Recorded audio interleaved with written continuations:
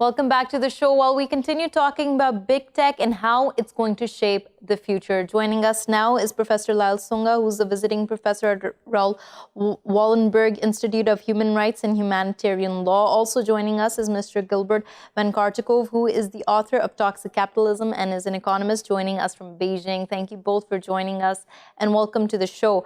Professor Sunga, now, in the earlier segment, we talked about what exactly big data is, how it's being used, but it does raise a lot of fundamental questions about how it's being misused and specifically violating human rights.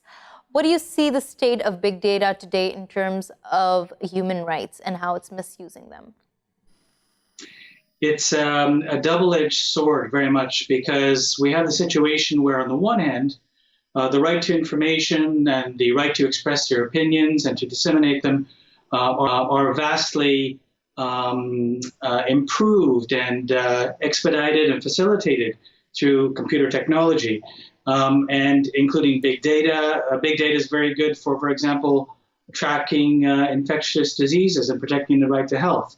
For example, the Ebola virus, tracking the animal carriers of that, it's a big difficult task, but with big data approaches that can be done much more effectively. Similarly, protecting the environment, tracking climate change, these are all big data issues which we can do much more efficiently with those that capacity.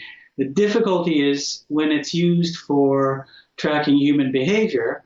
There's an obvious issue of right to privacy, and also, on the other side, freedom of opinion and to shape your views without interference of being manipulated.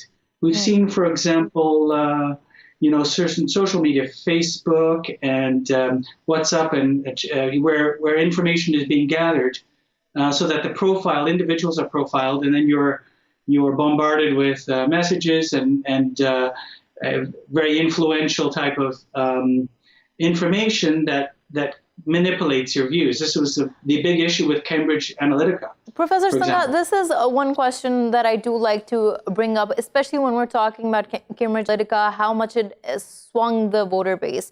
Now, as you mentioned, it has real influence on opinion, but do we assume in all of this that the end user is completely passive?